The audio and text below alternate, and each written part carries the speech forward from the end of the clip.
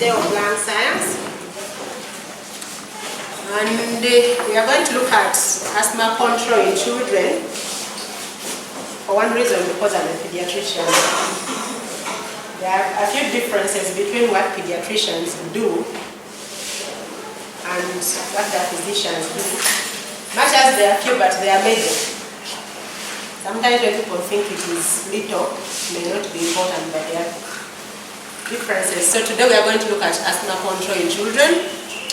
And I think one of the reasons why I was inspired to discuss this topic. Today I don't promise a lot of science. It's mainly practical issues. And the reason why I decided to take that route is many times we now have what we call the Lung Institute Clinic. Some of you are aware of it. But occasionally when I have time, I join Dr. Helen in the pediatric chest clinic. And many times we receive children who probably think they should have had a diagnosis of asthma several years ago. Some of them even have the asthma medicines, so they go to hospital, get nebulized, and they're sent back. We don't have the diagnosis, then they go back, until finally, I think by the grace of God, they find themselves in the what? In the pediatric chest clinic. And it's so disheartening sometimes because you see a child who has suffered several times, and yet we know something would have been done earlier, but also a distressed parent, where you really see that maybe this distress could have been prevented. So we are not going to talk about what happens when the child has acute symptoms, what we call the exacerbations, but some of the things we need to do once we make a diagnosis of asthma. And that relates to what we do when we look at children with asthma. It's not about cure, like maybe malaria or pneumonia, or what else? What else do we aim to cure? I don't know. But it's more about control the symptoms so that the quality of life of that patient can be improved. So I thought we would have some highlights on asthma control and how we can help those children besides just giving them the inhalers or the nebulizer when they are in acute exacerbations. What are those things we need to do to help? I'm comfortable with that. Can we tolerate it? We are going to get another computer though.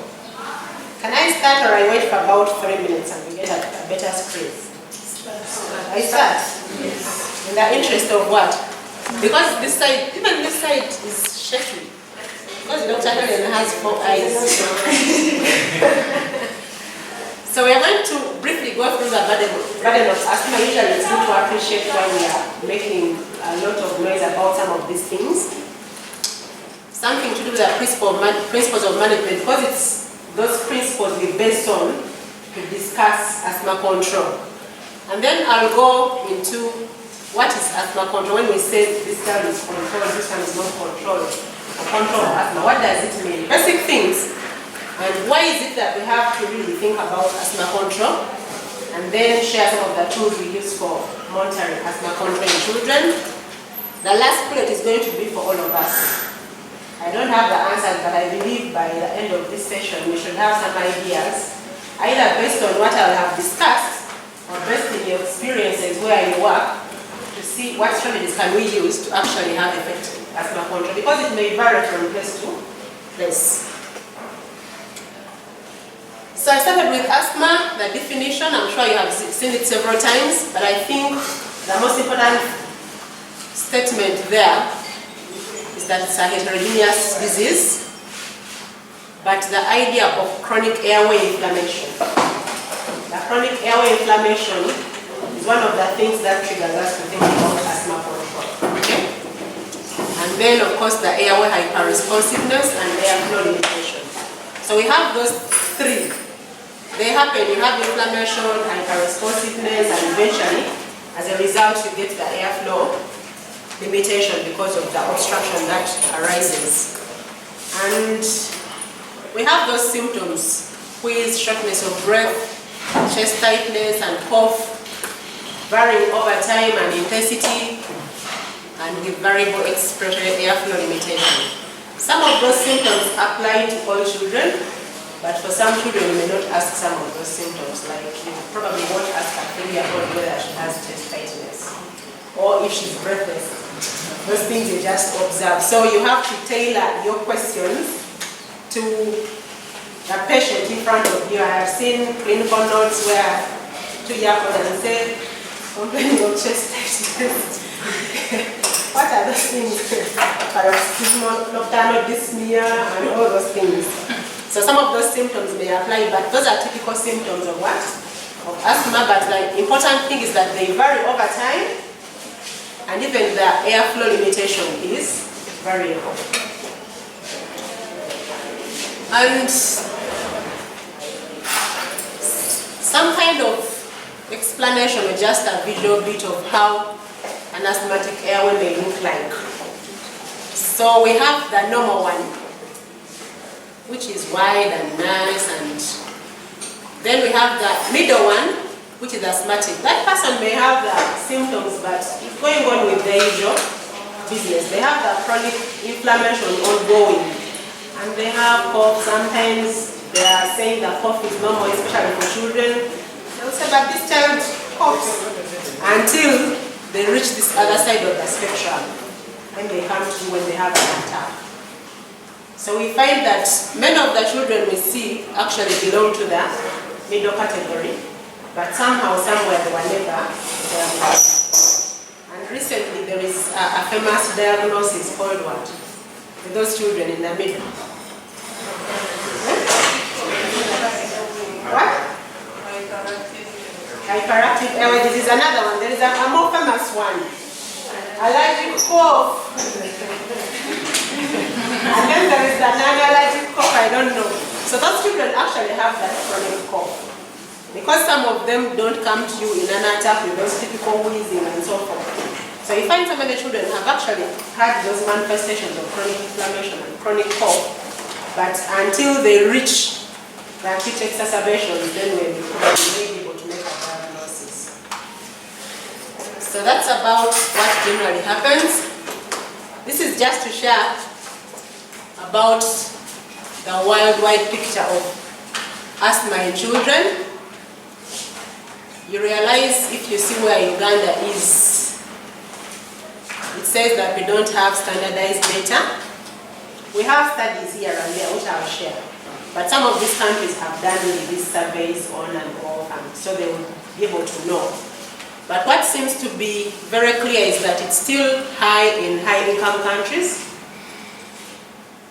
but it's also catching up with us in low-income countries. Either we are improving our diagnosis, or we are having changes in the lifestyle, urbanization, and so forth. Now, whereas our counterparts in the Northern Hemisphere or in the developed countries, for them they have been at it for a long time, maybe their care is better and so forth. For us, we are still struggling with diagnosis, with helping the ones who are diagnosed, get treatment, struggling with asthma control, and so forth. So much as we may be thinking that, for us, maybe the problem is not that much. It is increasing, but even for the few who are affected, it's a real problem.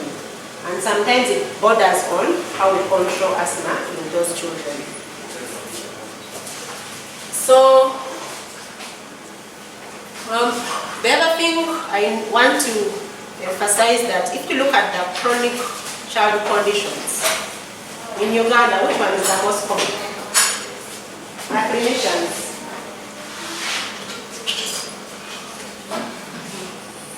Diabetes? Sickle cell? Maybe. I don't know.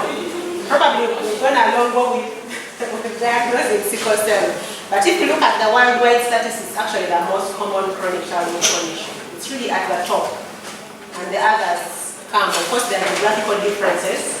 That makes the other. Maybe in Uganda, if we are able to do a survey, we'll be able to find out which one is the most chronic childhood condition. And it affects all age groups. I've met people who say, but this child is only 2 years, how can they have asthma? If they are 5 years, if they are 6 years, that information usually is done, which leads for the postponement of the diagnosis. Even when the clinical symptoms and signs are very clear, because there is that background thinking that, young children not get asthma, then take some time to actually diagnose the asthma. So I just wanted to share. This was a study or a survey done in world over, and I only picked out what was done in Africa. It was done 2 phases, 10 years apart, and basically they used just a questionnaire to ask, have you ever had breathing in the last 10 to 12 months? Have you had difficulty breathing and so forth? It was really a population-based survey, but it was in children. This one was for children 13 to 14 years of age.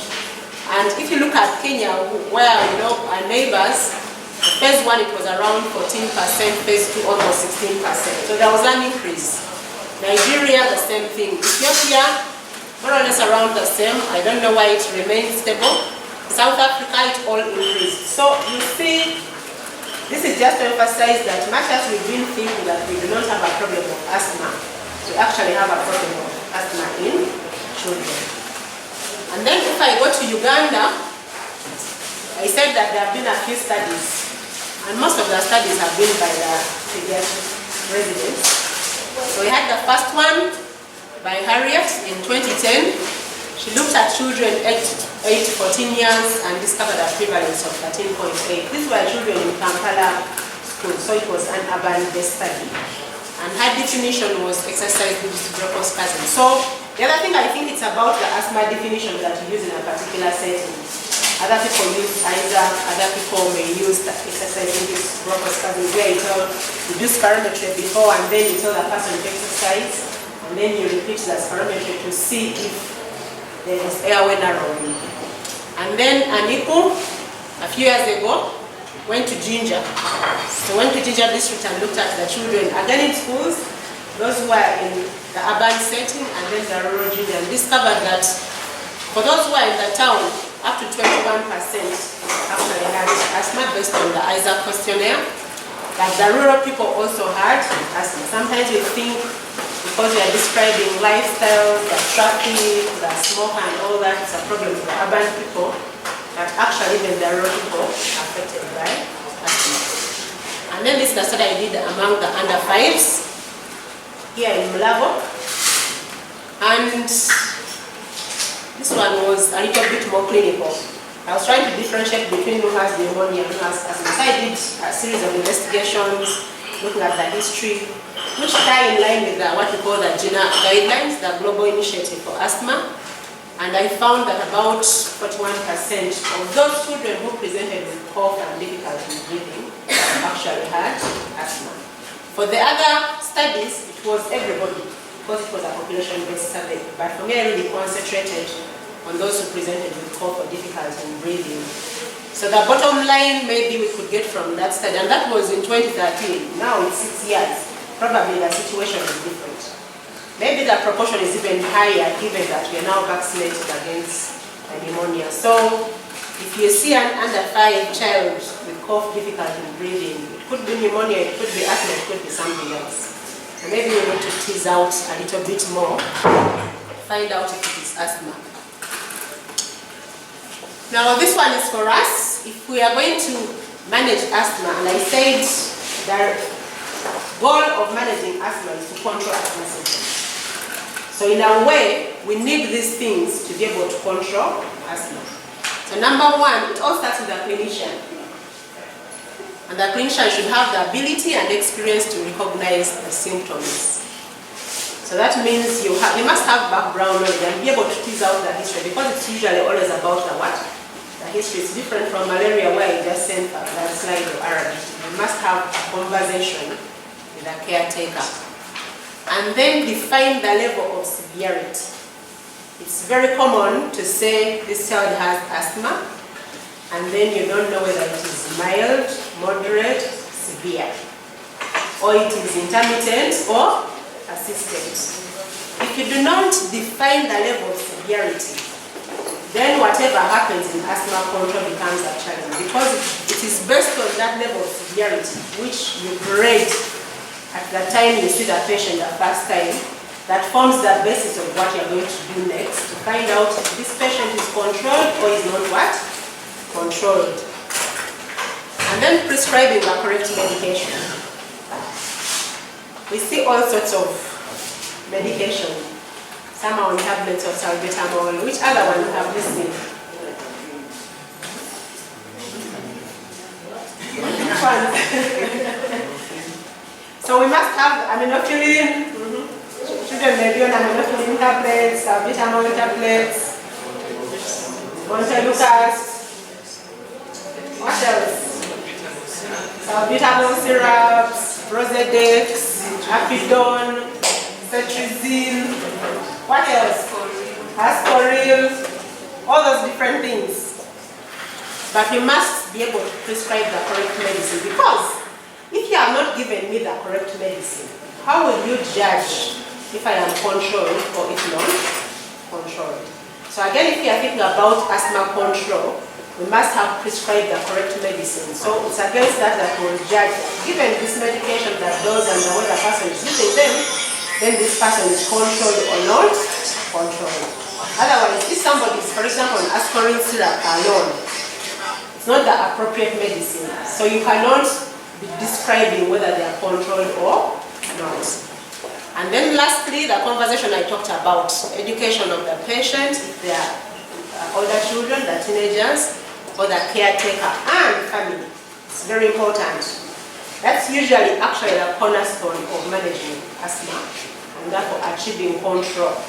We may do all those other things, prescribe the medicines and so forth, but if we don't have specific conversations with the people bringing the patient to us, they will not give the medicines as prescribed. They will not know how to give the medicines.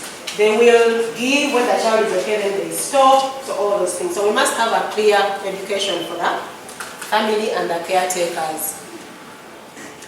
And like I mentioned earlier, the long-term goals of asthma management, they are really two. One, to control the symptoms. And this means we want to achieve good control of the symptoms and maintain normal activity levels. And then risk reduction. So one of the other things which, besides just controlling the symptoms, we want to reduce the risk of somebody coming running to us that we have a what? An attack. Now this information becomes very important in asthma control or in monitoring asthma control and communicating with their parents. Because many times they do not appreciate why they should give the inhaler even when the child doesn't have a cough or doesn't have any symptom. So if you explain the fact that they will have less emergencies to the hospitals, spend less and so forth, then they are able to maintain them on the medication and therefore achieve control. So that is the aspect I wanted also to highlight.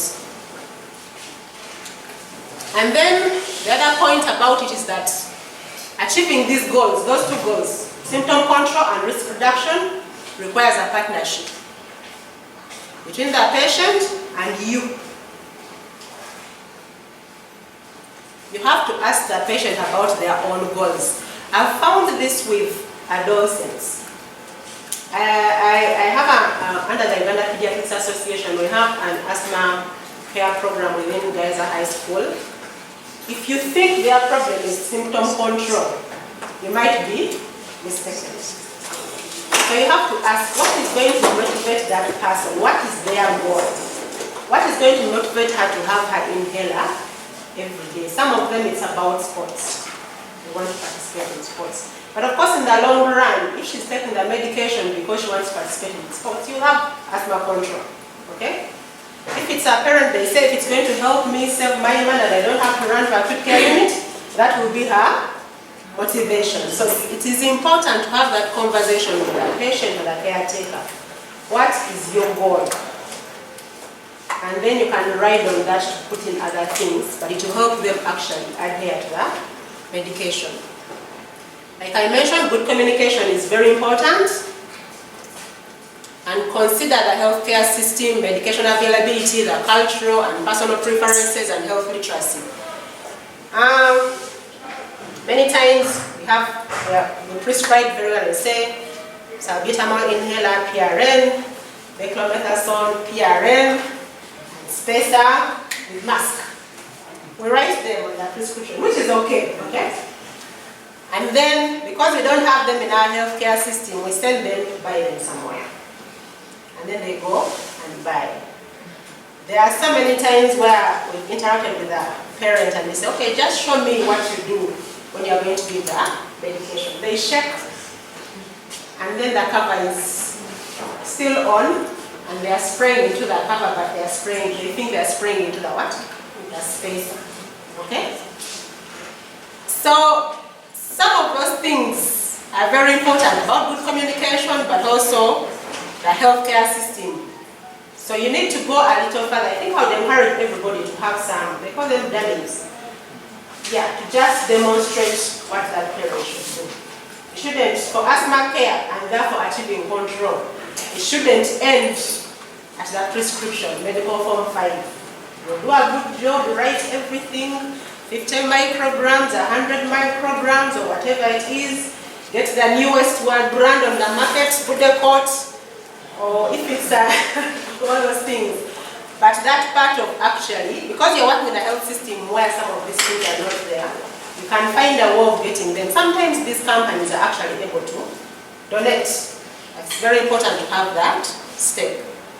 Cultural things. Sometimes it's good to work with a parent to find out, because if you don't have that conversation, they'll pick the drug and go and keep it somewhere. But I tell you, we've done research many times for think that inhalers are addictive.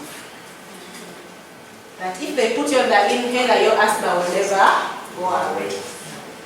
Or it will even worsen the asthma. Some of them will ask you, how can you tell me that my lungs are going to be okay every time I'm spraying them? So that repeated spray may actually be the cause of the what?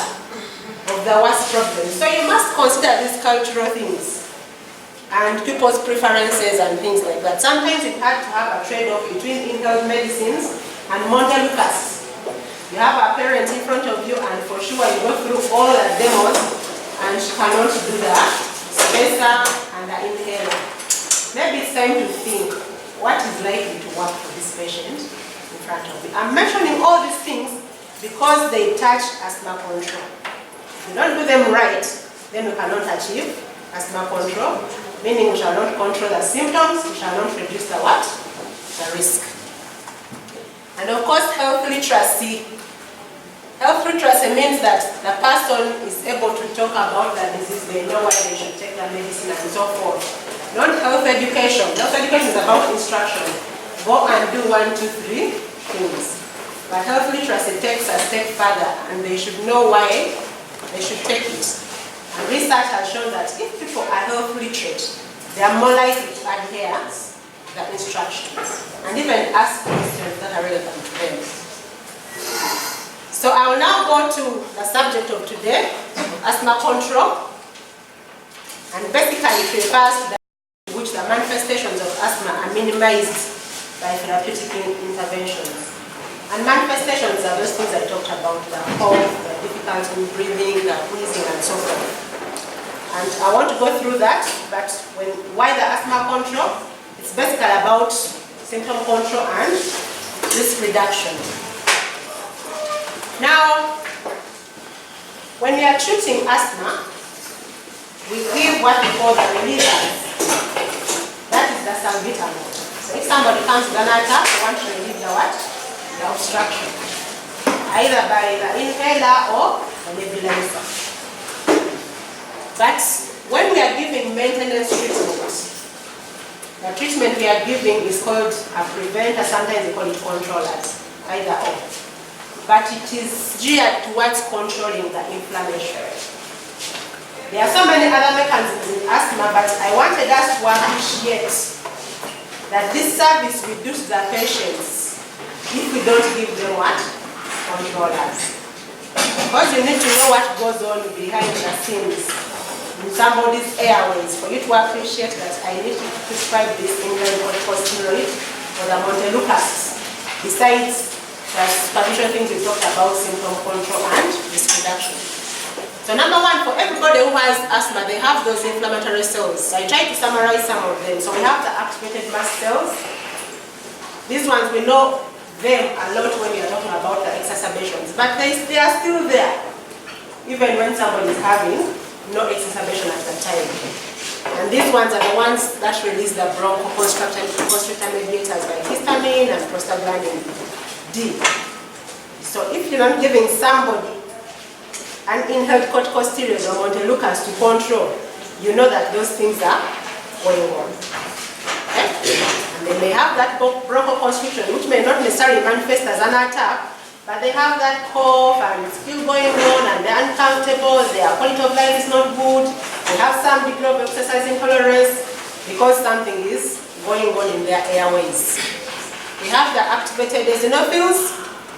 They cause a release of the best proteins, and these best proteins are known to damage the airway epithelial cells, and they cause airway remodeling. So if you do not give the anti-inflammatory, the inhaled corticosteroids, they are contributing to airway remodeling. And of course, airway remodeling means that sometime when that person gets an attack, when you give the bronchodilators, they cannot go back to the original states. In other words, I think that you could say that the airway becomes a little stiffer than it should be. And then we have the increased number of Th2 cells that release those so many cytokines. So IL-4, 5, 9, and 13. And of course, these ones are inflammatory cytokines, but also they orchestrate eosinophilic inflammation. So if you're not giving the anti-inflammatory, those cells are there in good numbers and making the process worse and worse, and eventually you have the airway remodeling. It doesn't end at inflammatory cells alone, but even the structural cells participate in this chronic inflammatory problem. So we have the structural cells in the airways. They produce inflammatory mediators, which contribute also to the persistent inflammation. The epithelial cells within the airways, they also express certain inflammatory proteins, and these proteins release the inflammatory cytokines. The smooth muscles, they also do a similar thing to the epithelial cells, but even the endothelial cells, you know those blood capillaries within the lungs, they are recruiting inflammatory cells from the circulation and making the airway problems worse. So because we are looking at asthma control, and asthma control means you give the controllers. If you see a patient with an exacerbation and you end up managing the exacerbation, and yet that patient needs maintenance medication and you don't give it to them, you are denying them asthma control because all these processes are going to be continuing. Does that make sense? Yeah. Okay. So I think I should skip that. Just a little bit of statistics. That generally asthma control remains a big problem. In many countries, not only in Uganda, it's less than 50%. I don't know if Dr. Wincy could tell us, if you look at adults vis-a-vis the children, who is worse? The adults. The adults. That's why I need to do internal medicine. Because they know what to do, but they don't do what? They have too much reasoning. But even for the pediatrics, we are not doing a good job. We are not having many of our children controlled. And we shall discuss the reasons why, besides those ones that I mentioned earlier. We have only one study in Uganda that was done in a pediatric chest clinic in Mulago Hospital by one of the former residents of pediatrics, Julia Naveso. And she found that only 22% of the children were controlled. Now imagine, these are the children who have the best, I could say the best care in Uganda, isn't it? The only place where we have a pediatric pulmonologist. It's the National Referral Hospital. We have people into the academy and the residents there. You know, when you are a resident and you are reading certain things, you have all the updates in care and so forth. But only 22 were what? Now I'm wondering what happens in my village clinic. Maybe we have zero what? Zero control, okay? So it is that bad. So that was using the GINA guidelines, but she also looked at another tool which we use to assess control. It's called the asthma control tool. It was about 17.6%. So we are in poor shape. And the reason why I want to put these statistics here, for us to examine ourselves, how much of this is my contribution? Because you can always say the medicines are not there, There are some people who buy their beclomethasone faithfully. They buy the spacer. They have the mask. Even when they come to us, they come with everything. But they are still not what? Controlled. So maybe it's something we need to think about as clinicians. So we have some tools. Now I'm going to go into the tools. Mainly, most of the time when we are doing asthma care in Uganda, we refer to the GINA. It's called Global Initiative for Asthma. And it updates this asthma information every year. Yesterday we got new information. I think I should keep that information for now. But what I'm saying that it's probably one of the most updated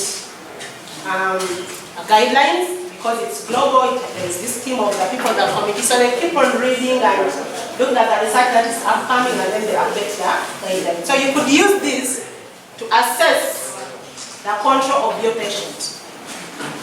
And it's about, for symptom control, it's asking about those questions in the past 4 weeks, okay? And then it will determine the level of control. It will help you determine the level of control. So you ask the patient if they're able to answer, like maybe an 8-year-old, 13-year-old, and so forth. You ask whether they have had daytime asthma symptoms more than twice a week. So it's about ticking yes or no. And night awakening due to asthma, if they had night symptoms and they had to wake up, then you put yes or no. Whether they needed a reliever, if they have to reach for their inhaler, or if they have to run to the clinic to get nebulized, and you say yes or no. And of course, activity limitation due to asthma. Maybe they were able to play, now they are not able to play. If they were able to do other usual activities and now they are not able to do them. So it helps you determine whether they are well controlled, partly controlled, or uncontrolled. There are scores to that. I hope it will come somewhere. I think it's about 19. But you score the patient and decide whether they are well controlled, partly controlled, or uncontrolled. But we've discovered that when you tell somebody that they are partly controlled, they get into a comfort zone and say, at least call me. Then they relax. So you'll find most of the time in the clinical notes we either write controlled or not. Yes, because people get a false sense of security where they say at least they are not that bad. But when in actual sense they could even become very bad. Okay? And then after assessing symptom control, you assess the risk for poor asthma outcomes, including death, including exacerbations. So you are supposed to assess these risk factors at diagnosis, but also as you go on, seeing the patient. If they are big enough to do spirometry, you measure FEV1, preferably at the start of the treatment, but also as you go continue with the patient every 3 to 6 months. Because the bit of doing spirometry, for those who are able to perform it, it is an objective measure. Because you cannot lie. What comes out is what you are. And therefore I'm able to know that things are bad or things are okay. As opposed to the questions, because you could tell me that, did you have any daytime symptoms? And I said no, okay? And then did you have to take your reliever? And I said no. When in actual sense I did what? I took. Because I don't want to appear that I'm not doing a good job. But for other children where you're able to do spirometry, then it's advisable you do spirometry at those intervals to help you monitor asthma control. Because the idea is that FEV1, if somebody is having their treatment properly, they should be able to have the normal indices. So like I said, those risks of exacerbations, fixed airflow limitation after remodeling, but also medication side effects. All medicines have side effects, including the inhaled corticosteroids, so we should be able to monitor if there are any side effects from the patients.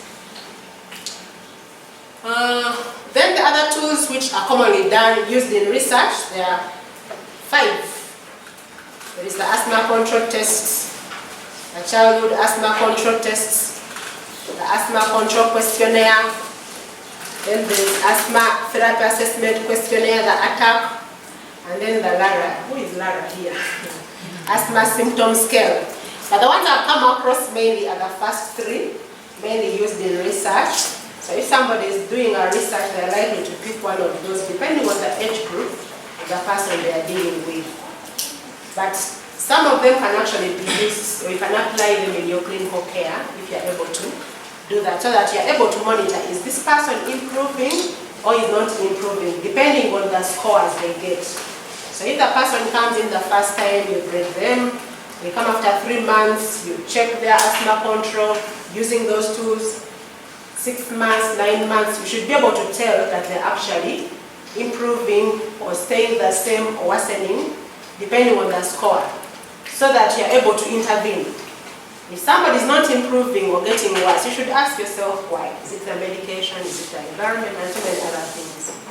So that is the rationale for using those tools to help you take a decision whether somebody is improving or not improving. Oh, you're not able to see this, but they are available online. You can, maybe the bottom line for this one, the childhood asthma control tests, it is used for children 4 to 11 years. Unfortunately, we don't have tools for the less than 4 years. I don't know who is going to help develop for us that one. But this one is for children aged 4 to 11 years, and it has 2 parts. There are parts where you ask the child themselves, and they'll be able to tell you. And then there's another part where you ask the what? The parent. The questions are similar, where you ask the child, have you had asthma today? Then these are facial expressions. They will tell you really bad, or I'm good, I'm feeling very good. That's the difference with the one for the children. It's about a child expressing how they feel. And they'll just tell you some of those things. Yes, or no, or things like that. And there are some facial expressions, if you are near, you can see them. But then there is a part where the parent, you ask specific questions to the parent, and again it goes back to the last 4 weeks. And the questions are similar. How many days has your child had daytime symptoms? How many days has your child had quiz during the last so many 4 weeks and things like that? So it's again about the symptoms, but this time you're asking the parent. So you add the score from the child and the score from the parent. And if your child has 19 or less, things are not good. So you expect them to keep scoring. Maybe first time they have 15 or 10. Next time when they come, maybe they are 18. They are still not good, even though they may have shown some improvement. So again, this tool would help us to grade the asthma control, that they are well controlled or not controlled. Now the other one, the asthma control test, is for children 12 years and older. And I think also adults use it, although adults have another one that they use, but it can be used by adults. But it's also based on questions. So you ask, still about the last 4 weeks. I don't know what is it about the last 4 weeks. The scientists will tell us about recall issues in the last 4 weeks.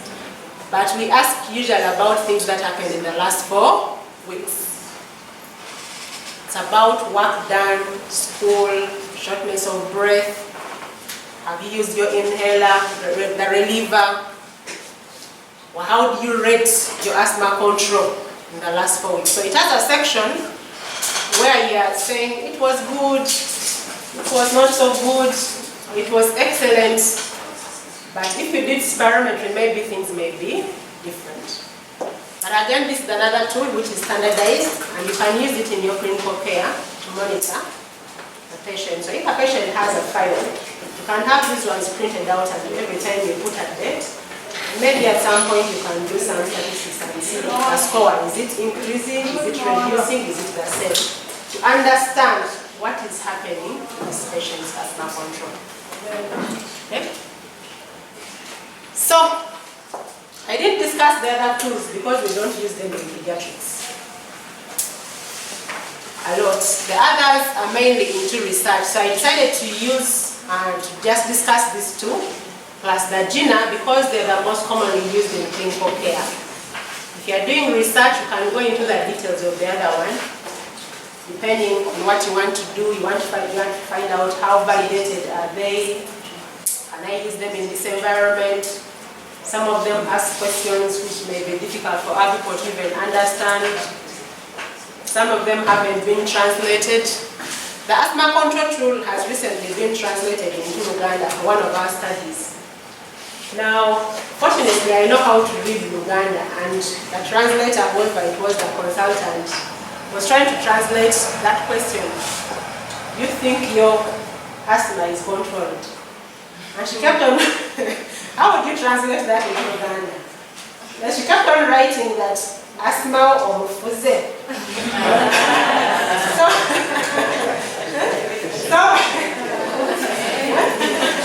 Because control, the direct translation of control is what? If you are controlling somebody, it means you are doing what? So we had this month's discussion, me arguing that there is no way you can kufuga asthma. Until we had to get somebody, because I have to explain that in the context of asthma, it's not about controlling an individual or something like that. So we've been able to translate. This tool was, I think, developed by GSK. I don't know if they can allow us to use it in our care, but we shall be using it in research. At least you can ask those questions in what? In some of the local languages. So these are some of the barriers that have been identified by different studies. Why don't people get control? Or why do people have poor asthma control?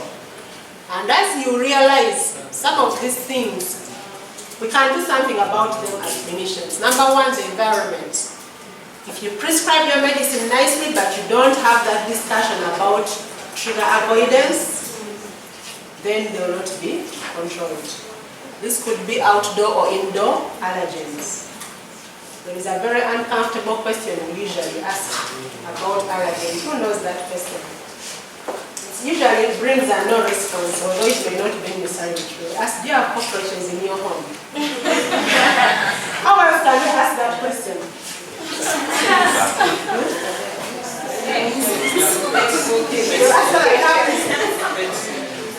Yeah, pets they're okay. When you say pets, cats, dogs, it's okay. But then you ask about cockroaches, then it's always a no. But when they say no, it may not mean a no. What I'm trying to say that even when they say no, you have to describe what you're asking about cockroaches, because we know they are one of the sources of the what? The allergens. The dogs, the different pets. Sometimes you meet the well-to-dos and they have their nice woolen carpet imported from Dubai or Italy, and you are telling them to roll it away, and yet it's a status of symbol of status. Yes. And they're like, but doctor, there is no way I can. Then you have to convince them that you try it for 1 month and see what happens. Just keep mopping and the tiles are there. Just roll that carpet for 1 month and keep it and see what happens. And sometimes they come back and try to tell you the difference. So you have to focus on the environment in the home a lot. What are those triggers that are likely to be in the home that may prevent asthma control even when you've done your good job of giving the right medication? Because if you don't do that, they'll say that drugs don't work. These days I'm told, but I hear them when I'm going home in the evening. So many people are advertising asthma herbs. Yes, but I was told the unfortunate bit is that some of those herbs have steroids. And you and I know what steroids can do if they are not well controlled. So if you don't address the environmental factors, they'll say these medicines don't do what? And then they'll go for the herbs. Within the herbs, they'll meet a toxic substance, which you could have given in controlled doses. So it's important to talk about the environmental issues. Tobacco smoke, whether it is passive or active. I put there the word active because many times you have an adolescent in front of you and you're asking them, is there anybody who smokes at home? Does your father smoke? Does your mother smoke? Does your uncle smoke? When in actual sense it may be the very adolescent who is doing smoking. Yes. We know what's happening in the world. So it may be active smoking or passive smoking. Now the other thing about tobacco smoke, Many times you think passive smoking is when you're, the way the Lord puts it, if somebody is in this room and they smoke, and for us we become passive smokers. Now when it comes to lung health, even when they smoke and go away, once you have a smoker in the house, there are things that remain on their hands, they touch their chairs and all those things. Those particles are still damaged, are still dangerous to the what? The lungs. Because some parents will tell you, for me I don't smoke in the what? In the house. But they come back with all those particles. They say, I never smoke in the car when they are children. When they are not there, they smoke and those particles remain. So, whichever way, whether they are smoking near the person or the person comes in later, it is still passive smoking and it is still dangerous. Then the healthcare delivery systems, either the healthcare worker skills. I described some of the scenarios before. There was a time one mother was told to buy Ascoril, she bought a nebulizer, and she also had the salbutamol tablets, also had the spacer, initial. So she was saying, now doctor, I have all these things, which one? So the skills, what we do in trying to manage. And these things you can actually read. Everything I'm talking about is readily available. You just go in Google and put Gina, and you'll get a lot of resources, including slides which you can easily refer to, and at least understand what you can do. There are lots of algorithms. They tell you if the patient has this, do this. Simple to understand. Then the lack of medicines. They come to us, we know what to write, we write it, but we cannot give it to them. So they go back home, spend about a month waiting maybe for the maize to dry and they sell before they get the what? The medicine. So again, that becomes a challenge when you're trying really so hard to have asthma control for the patient. Sometimes we don't have the guidelines.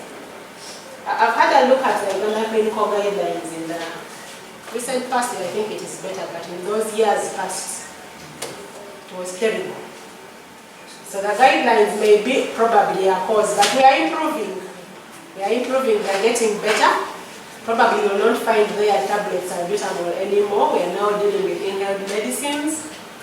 But try and familiarize yourself with the guidelines that will help us to be able to achieve asthma control. Don't forget social deprivation. Some of our patients, besides not affording, they are under stress. Stress is one of the causes of poor asthma control, but we also know that it causes exacerbations. So, social deprivation, we must discuss some of those things to understand where the patient, I keep saying participant, where the patient is coming from, to be able to address those issues. And then sometimes we have underrating of symptoms by the patients or caretakers. When you use those asthma control tools I described, many times, many researchers have been shown that patients or the caretakers actually underrate the symptoms. Until you do spirometry, then you discover it's not as good as they are saying. For example, this very study that I talked about, if you compare using GINA guidelines, 22% were controlled, 78 uncontrolled. Using the asthma control tool, 17.6 controlled, 82.4% uncontrolled. When they asked the caretakers, 70.3% thought that their children were controlled. So there is almost always a discrepancy between what the patient thinks and what the actual is. I don't know how we are going to deal with that. I wish people could do some modeling to tell us that when they score this, it means objective, it's around this. So you could know how to deal with a situation. But I just wanted to emphasize the fact that many times what they tell you is less accurate compared to what exactly is going on in their lives. Sometimes they do that because they kind of get used to their asthma. There was one time I went to the school again and I found a girl. She had all the sweaters and she had a scarf. And I was asking her, hey, how are you today? We had connected. How are you today? I'm fine, doctor. Thanks for coming. And she was organizing the room. We were going to have a session. she was squeezing. And I said, oh, I'm okay, I'm fine, I'm okay. Have you taken your inhaler? Oh, it's not yet time. I don't think I need it now. So they really, I don't know, I think psychologically this is what I am. They wait for that time when it's really bad, that they think it is bad. And yet we don't have to wait for that moment. Now this is ours. We've been blaming the health system and the caretaker. I think if there is anything probably we can take out of this session is what we can do as clinicians or our contribution. As I mentioned earlier, if you don't diagnose properly and grade the severity, we are improving on making the diagnosis, but most of the records we are seeing, there is no grading the severity. And sometimes it becomes difficult when you see a patient 2 years down the road to understand where they're coming from. So maybe you just start from there. But it's very important to grade the severity so that you can appreciate the asthma control as the patient moves along with their medicines. I talked about the inappropriate or inconsistent treatment. Today you've given them Beckley, the other day Lucas, another day salbutamol. The other day they have the ISS LABA, they have all sorts of mixtures. So they bring them to you and say that, when I went to the other doctor, they gave me this. Now I have this. And they're expensive medicine, so they come with these so many inhalers and say, which one should I use? And sometimes they're like, which one can you donate for the inhaler? Because they have everything. So sometimes we are inconsistent. Sometimes you don't give medicines enough time to work. After 2 weeks, you say, this one is not working, you change to this. So again, it goes back to our skills. Ignoring comorbidities. One of the major comorbidities in asthma care is rhinitis. These days, people don't like to look in the nose, they don't like to look in the ear, they don't like to look in the throat. I don't know how a child comes in front of you and you don't do those basic 3. Even when they don't have a fever, worse when they have a fever, and they go away with otitis media, or a terrible sore throat with an accident, but just because we didn't look there until the mother tells you the child is not swallowing and has been to your clinic 3 times. So please look in those areas. That's where the comorbidities are. So look out for rhinitis, look out for eczema.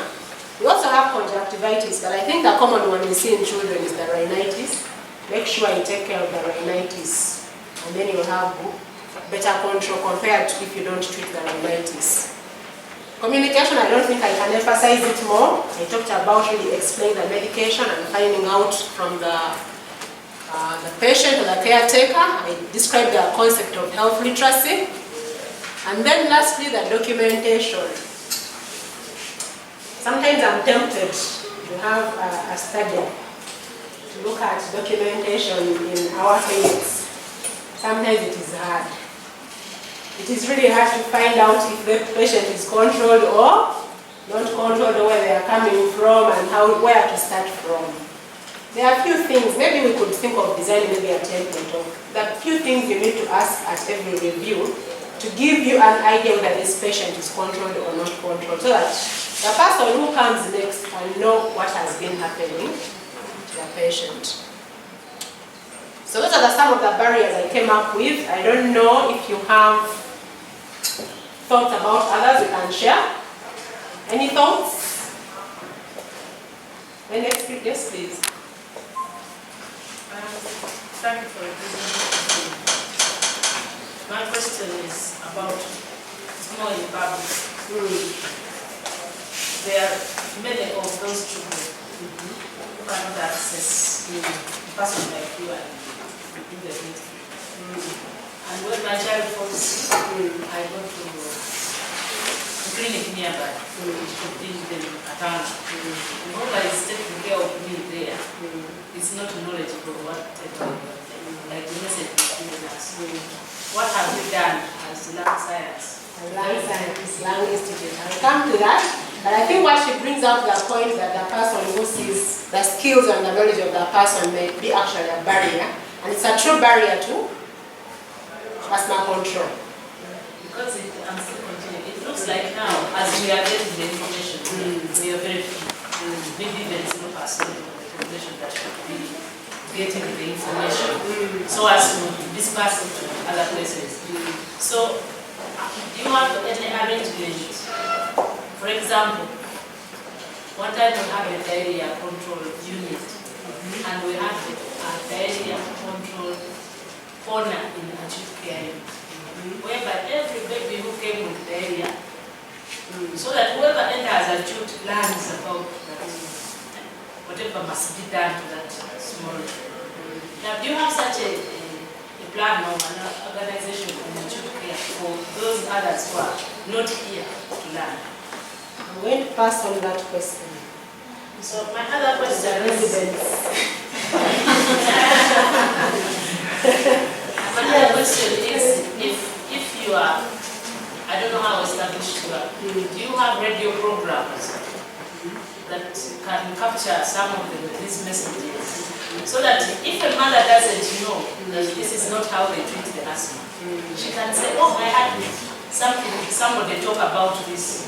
Why don't you go to so and so, or why don't you bundle up your luggage and go to acute care in such a corner? This is where they're going to solve the problem. So that we limit some of these issues. I am glad the head of clinical services of the Land Institute is in the house.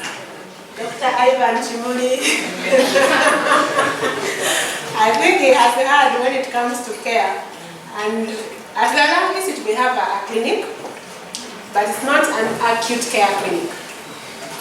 But I'm sure we can liaise with Lago Hospital to see how to work. We're already working with them. For example, I belong to the Lago Hospital, but I also, when I have sometimes it's really tough, I go to work in the pediatric chest clinic. Yes. So about radio programs, we've had a few. And there have been mainly radio programs. But it's something which I think is worth exploring and maybe putting in more effort to see that we probably can have more education for that. Another question which I can answer, we have courses to really just go down to train in asthma, not this 1 hour things I'm talking about. It's a 5-day course, just talking about asthma in children and what? And adults.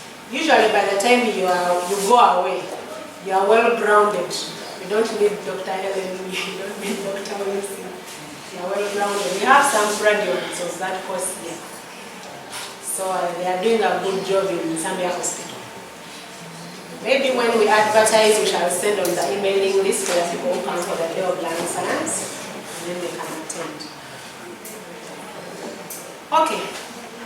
So I was asking about the barriers. You can think about them, and like I mentioned when I was beginning, there is less science here, more practical issues. And I mentioned the motivation for me to have this talk geared around more practical issues. I don't want us to talk about more cytokines, more what. Let's talk about what we can do to prevent poor asthma control. So how can we improve? Any ideas? I don't have answers to this question. And this is the last slide.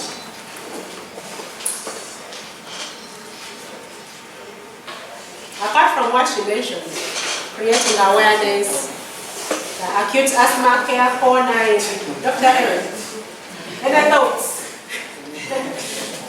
Head of clinical services in Lago Hospital, there is a request.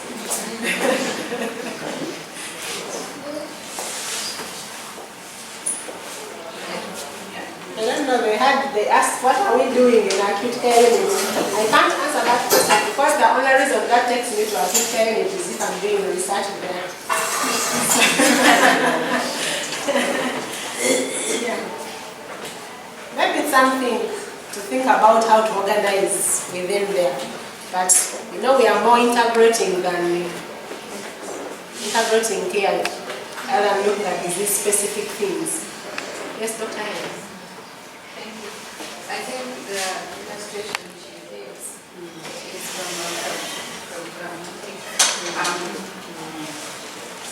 And as you know, when programs grow, most times such services also boost. Now, I think we cannot have corners for each disease, but what should be done, because this is a chronic illness, you're not going to set it out in the 1-2 hours when the patient is in acute. But they come and go, but it doesn't end there. The acute episode does not end at that incident. They need to come for follow-up, and I think that is where it stops the cancer. What is done in acute is to refer the patient to the clinic where they can get more comprehensive care. And we're not talking about acute, whether it is any clinic. That has been one of the issues, and it has been affecting asthma control because of inappropriate treatment. The children come to us, they have an attack. We nebulize them, whether they were wheezing, they start breathing properly, they play, and we send them home.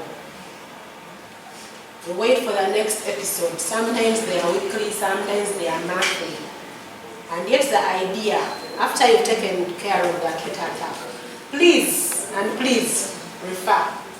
Because then when we are in the chest clinic, we can have a more elaborate assessment. We can confirm the diagnosis. We can grade the severity, and then asthma control begins. Just to compliment my interest in having a corner is to identify when the person gets the right person, the mother comes to the right corner. In that corner, the correct things that are expected are done, and then this person is coming to the next level, so that you don't lose her for him. Like you said, some will come with all the drugs. They are the same, they are doing the same, they have the same mechanism of action, but then the person doesn't know which one to use. The other doctor doesn't know this one. So if we do that and we collect them and refer to the lung, what is it called? You can refer to the lung institute clinic or the pediatric So chest they clinic can or be lung. monitored and followed up. I mean, they don't go elsewhere, they still continue coming here. So that whoever also is following as a student has the ability to learn and follow the right, so that when he goes out of acute care, he can continue with the correct. I think other than doing that, we would rather do what we call triage. We triage every patient that comes in, they have cough, difficulty in breathing, and then they go to the next doctor, depending on who is there. Otherwise, if we set special corner, because the difference between diarrhea and asthma, diarrhea, a mother will come. As long as the child is having diarrhea, whether it is, as long as the child can swallow some, no dehydration, she will start something until we find her. For asthma, there is an assessment that must be done, and the treatment. So we'd rather use the normal channel where we look at every patient and do the triage, and then find out who needs care, depending on whether they are red or green. What else do they use these days? I don't know. We used to use yellow, amber. So if we start asthma corner, diabetic corner, it can be complex, especially if there is 1 or 2 residents on duty. They would rather deal with whoever is around. But I think maybe to reassure you is that they all receive training in trying to manage these cases. So we don't need special corner for somebody there and then follow up the patient wherever they need to go. Yes, Doctor. Okay, I think I'll go like this. Yeah, thank you very much. In terms of, I'm looking at this from probably a bigger angle, and because we know that in the life of a patient with asthma, the life that they live uncontrolled or with the symptoms is really maybe longer than the time that they spend with exacerbations. And therefore, it means that if we can be able to find a way to be able to have them control, that could be probably a big strategy. And I'm thinking in terms of increasing the amount of healthy literacy, in terms of if we are able to live, if you can measure it by percentage, like you have herd immunity, if you can be able to increase the level of literacy of asthma, both from at all levels, but most especially in terms of the layman's language, then I think that would go a long way to be able to have everything else fitting.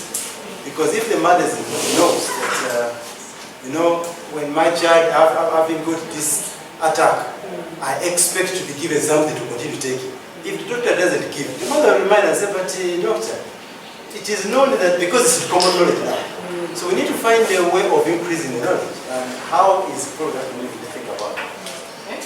Good point. I think they need to reduce the load in acute care unit because you have more control people. Who is taking those notes? Lung Institute. I chaired the session and I presented, so I'm not going to take notes. Yes, we had another hand here. Yes, please. This one is on the herbalists. I have talked about them, and since we are all treating the same people, I think we need to create awareness of health literacy to them. So what have you done to create or to teach those people how they can carry out their services in the right way? Because there is no way you can rule them out of the communities. They are going to continue to provide their services, but in a wrong way. So how have we, as the healthy personnel, helped the public in creating that health awareness, those herbalists, and anyone who is involved in himself in providing these services? Okay. Working with the herbalists so that they do the right thing as they get younger. But as the language is that, maybe one of the things we did, before you decide to have a discussion, you need to find out what people do and how they do it. So we did a study in Ginger District, interface with drug shop owners, with herbalists, I don't know what the difference between traditional healers and herbalists, but not witch doctors. We dealt with herbalists, okay? And we specifically wanted to find out what they know about asthma, how they make a diagnosis, how they treat. It was very interesting. We are yet now to start the intervention, but at least we are able to collect to find out some of the things they will say. For me, people come from Ginger Hospital, they have been there several times. For me, I have this drug, contains which vitamin and which one and other things. I give you 70 doses, 5 meals, morning and evening. So one of the things I think which we found, that they tell their clients that they can cure asthma. So we have to think, because we know we cannot cure it, the goal is symptom control. And maybe find out what is in that herb. Professor Kasolo was trying to, there is a certain herb we picked from people who are saying it's an asthma medicine herb. And I think she had taken him to test. So we had started collecting the asthma herbs. Try and see, is there an active ingredient here? Because you need to know what they do and how they do it and why for you to be able to intervene. But I agree, we must find a way of dealing with the issue of herbal medicines. Dr. Chimuli, you're next in the queue. Thank you very much for that very nice discussion. I just wanted us to go slightly away from the asthma corner. The asthma corner is an interesting bit, but I think it can only work in acute care. And like Helen is concerned, you may not have many corners for every condition that comes in. I just came back from a meeting where information seems to be moving away from healthcare providers, and it is actually moving towards the patient. Funding health partnerships at the moment seems to be more interested in partnerships that have patients actively involved in what we are dealing with. I don't know how many of you here are asthmatic, maybe one or two. I don't know how many of you here have siblings, immediate siblings, or parents that are asthmatic. I don't know how many of you have children who are asthmatic. So many times we think that we as clinicians, we are able to solve these problems. If you look back in the history of HIV, 15, 20, 25 years ago, ARVs were very expensive until HIV patients stood up for themselves and they put up a fight so that we can have antiretroviral therapy. Yesterday, like Rebecca was saying, we received an email from the director about the GINA guidelines recommending even abolition or abolishment of using one salbutamol inhaler, which we are struggling to put in the system. And they are telling us it is no longer your first line. You have to start with ICS level. So you can imagine with chronic care, it is going to be very difficult. It's even becoming increasingly difficult for us to manage asthmatics.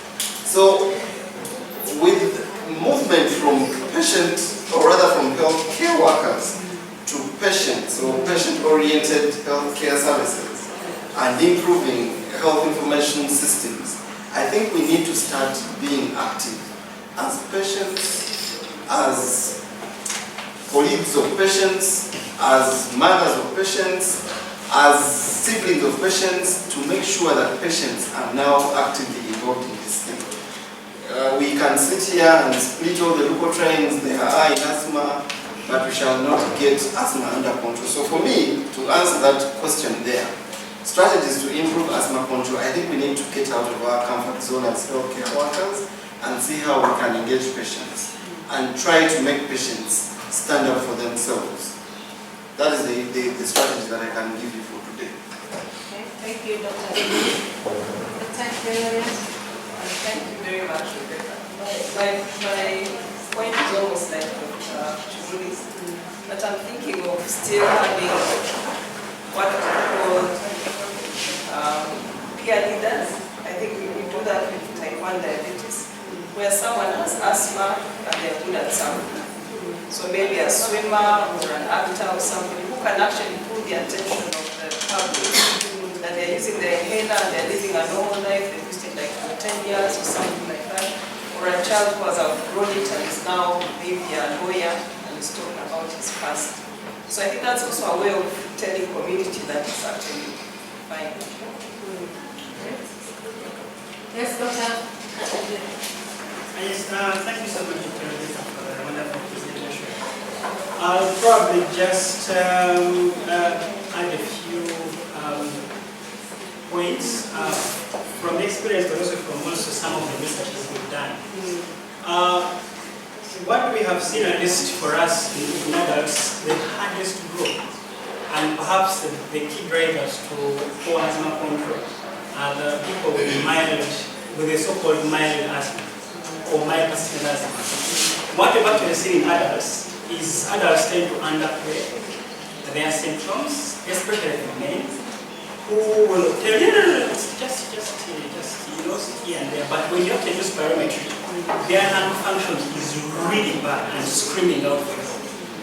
And from what I've seen for patients, and again that's where I think remember when we discussed the Sigma trial in asthma, that population is actually the biggest population which overuses the vitamin inhaler and ends up, when someone comes with severe asthma, you're going to give them a combination of devices. But these ones who you think actually will just go with a salbutamol actually are the ones who continue coming back to the clinic with uncontrolled asthma. So actually for me, I've just set it in my mind, if you come with spirometry confirmed asthma, there's no one giving you anything less than an ICS level. And it's actually good that now the guidelines have come out very strongly recommending that, but that is a discussion for another day. So that category of people with the mild asthma are the ones actually that end up actually overcoming back, utilizing resources. Then, I don't know whether you've seen this in pediatrics, but we really have a big problem of patients accepting a diagnosis. In adult settings, some patients actually end up hating you because you told them that they have asthma. We've done some interviews where teenage girls have cried tears because they think they're not going to attract suitors for marriage because they compare having asthma as having sickle cells, and you're really not going to be seen as fit for purpose. So because of that, they're not going to use their medicines and stuff like that. And again, going back to Dr. Odeya's point of health literacy, we are trying to set up a patient group of chronic lung disease, and we are trying to apply for some grants where we can actually set up patient groups that are going out to drive. If patients go and discuss for 30 hours on TV about asthma and how they're living comfortably, they probably would be believed more than us who seem to be seen as pushing down these inhalers. Then the other point actually is maybe from our side as doctors, we are over-prescribing syrups that contain salbutamol. So when you prescribe Ascoril, the patient is going to get some bit of improvement. And because they know that that's the syrup that works for them, they will continue actually buying it and buying it and buying it. And personally, I've made it very clear to pharmaceutical companies, I don't prescribe syrups. And when they argue with me, I tell them, well, bring for me clinical trial that shows that these syrups are effective in asthma. And of course, there is none. So when patients actually know that they will feel some relief using the syrups, they will probably never come to get their controller medication. So that, again, we've seen is really one of the biggest problems. And maybe the other thing is, of course, apart from the inhaler perceptions, where actually some doctors tell patients that inhalers will burst their lungs or they'll get addicted and stuff like that. So actually the patients believe and they propagate the same information. And again, driving back to the health literacy bit. Then the other last, probably second last point is spirometry. Confirming spirometry. Like spirometry confirmed asthma, and it's in adults. Almost 90% of elderly patients or adult patients who are being sent with the poorly controlled COPD, please manage. When you do spirometry, it is actually full-blown severe asthma. But of course, we have been taught that every adult who wheezes and is coughing really has COPD. And yet, now we're seeing that asthma can walk into your life at any age. It's no longer a disease of children, it's really a disease of all ages. So that also becomes a problem, controlling this cough and wheezing disease without actually arriving at an appropriate diagnosis. So my last point actually is on herbs. We've done interviews with patients with asthma, and actually it is very clear that herbs are a treatment of resort after they've been frustrated with what they get when they come to the clinic. So they've come to your clinic or to the hospital, you're giving them medicines, and they are continuing to have symptoms. So then they start getting information from fellow patients of this magic herb or jerrycan, which can actually cure their disease. Let me tell you, if an asthma patient uses inhalers and can improve, they are not going to come for herbs. Otherwise, they're not going to fight herbs. Probably the biggest one in Canada is a herb called the St. John's wort. St. John's wort is well known in Canada to treat everything. So, and people actually are going for it. Yes, Canada. They are going for it. So you really can't fight herbalists the world over. What you can do is, if a patient comes, manage them properly, and you will feel herbalists. Thank you, Dr. Ulisi. What you didn't say is the head of spirometry services at the Lung Institute, and he should have told you that if you have your patients out there and you want to have objective measurements of asthma control, you can refer them. You don't have to pay consultation, you just have to come for their spirometry, he will interpret for you and send for you every 6 months or 3 months and so forth. Any other points for discussion? What time is it? We need to close. Yes, Doctor. Thank you very much, Dr. Rebecca. My comment on this is the information you have given has been simplified for us. I wish if this information would be simplified for the community. It's like that the community, because if we empower people with information and knowledge, most of these issues, these things we don't have.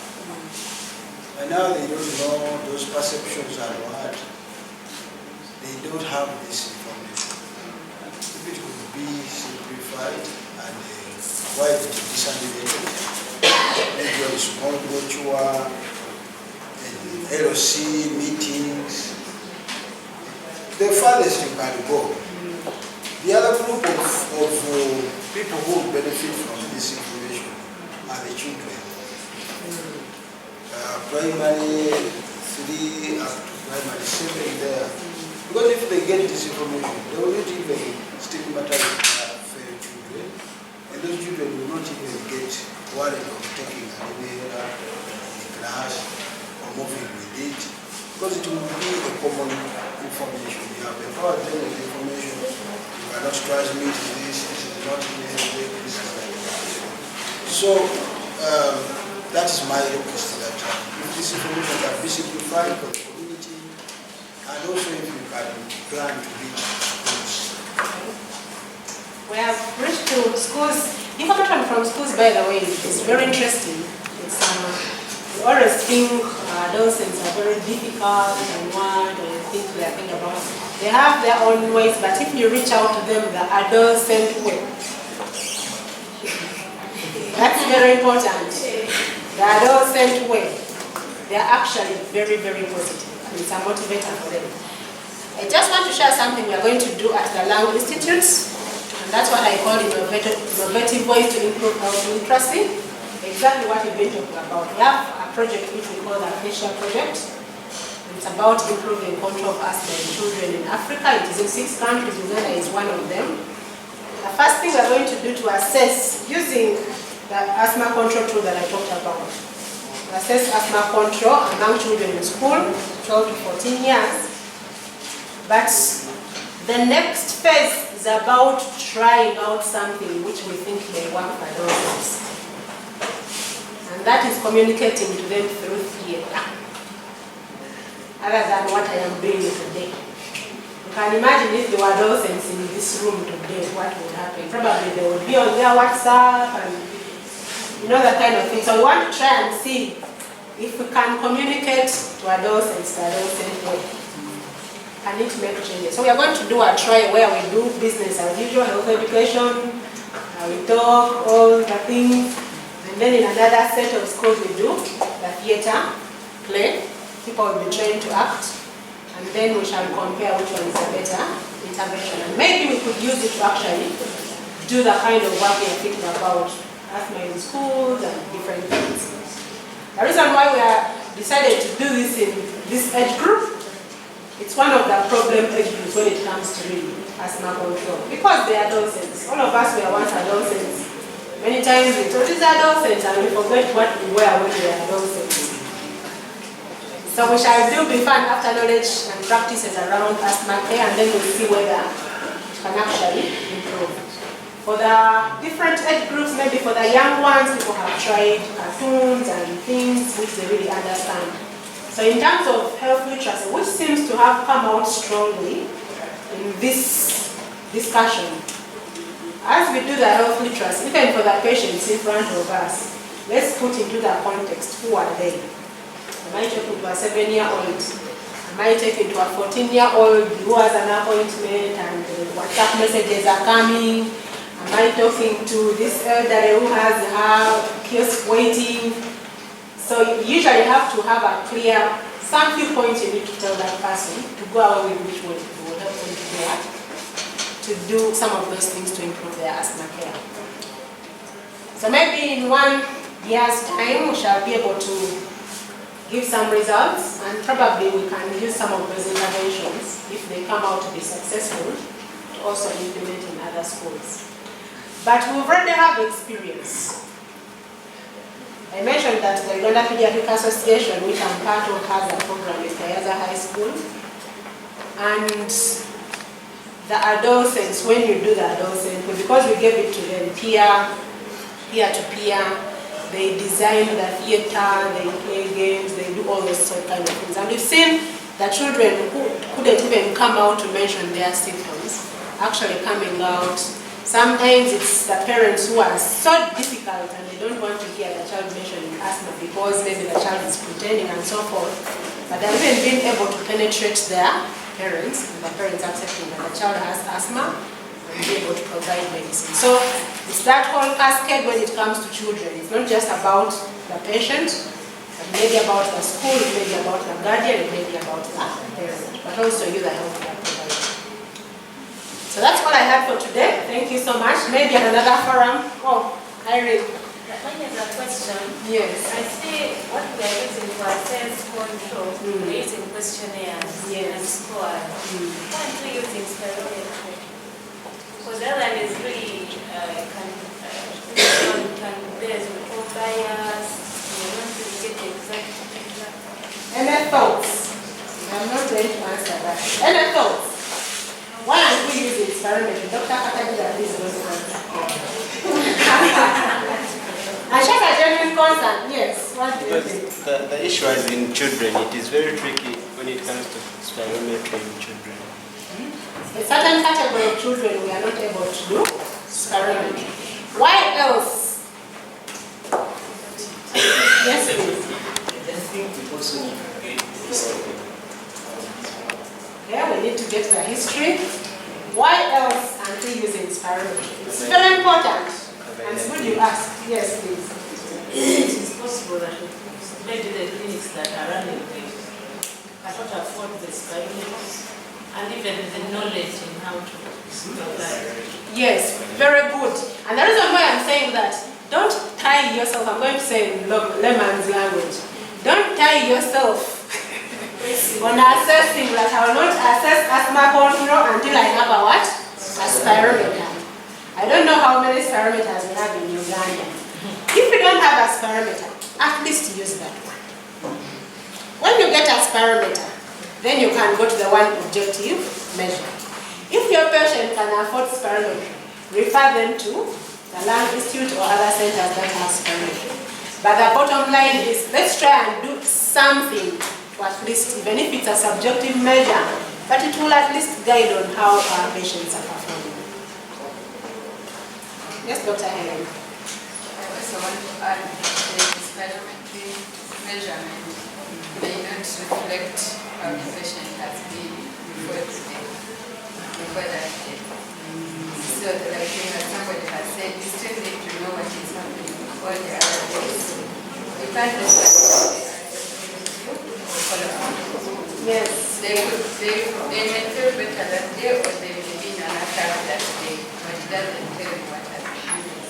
But also, as Dr. Wincy might share, patients sometimes are smart because they can decide when you take the salbutamol in the morning before you come, your spirometry results will be normal. So they may say, I want to appear okay. So they know how to do those things. You've seen it in research when they find things. So again, don't throw away the history. That conversation is always very important. So thank you so much. There is tea, coffee, and